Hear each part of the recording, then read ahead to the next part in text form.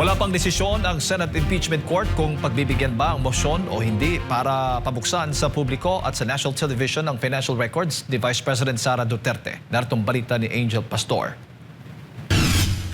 Ipinagpaliban ng Senate Impeachment Court ang pagdedesisyon sa hiling na prosecution panel na ipasabina ang bank documents ni Vice President Sara Duterte. Matapos ang oral arguments nitong Huwebes, nag-caucus ng halos 2 oras ang senator judges sa ika-6 na impeachment trial ni Vice President Sara Duterte. Tinalakay nila ang hiling ng prosekusyon na ipasabina ang BIR records, Anti-Money Laundering Council records at bank documents ng Vice Presidente. Kasama rin sa hiling ang bank documents ng asawa nitong si Second Gentleman Attorney Manasseh Carpio. Ayon kay Senate Impeachment Court Presiding Officer Senator Cheese Escudero, napagkasunduan ng senator judges na pag-aralan pang mabuti ang mga memorandum na magkabilang panig. Pag-aaralan din nila ang mga legal na isyong nakapaloob sa mga motion para sa sabina.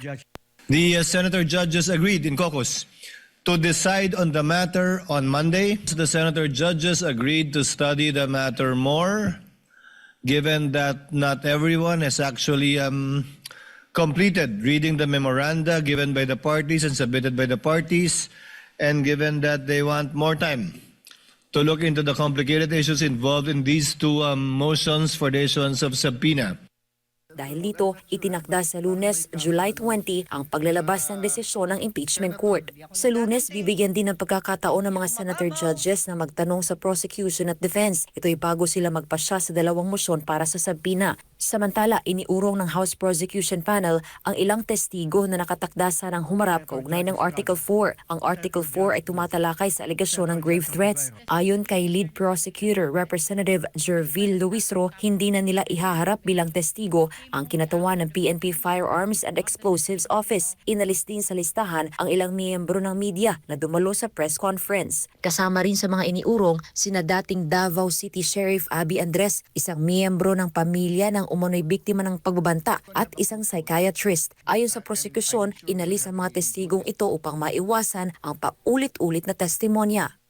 Reiterating, however, the same concern on redundancy, surplusage, and lack of necessity, the prosecution further manifests that we will not be presenting as well the following witnesses for Article 4, that is threat.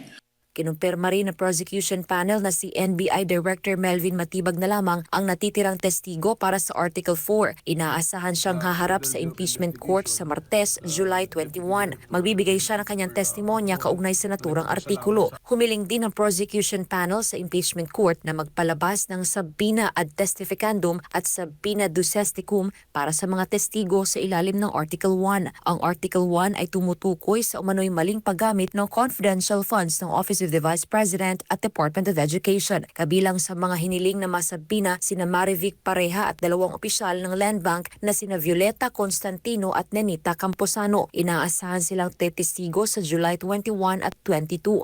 Hiniling din ng prosekusyon ang subpoena ducesticum para kay Land Bank President at CEO Lynette Ortiz. Layunin nitong makuha ang mga dokumentong may kaugnayan sa mga kaso. Mula dito sa Senado, para sa Diyos at Pilipinas kong mahal, Angel Pastor, SMNI News.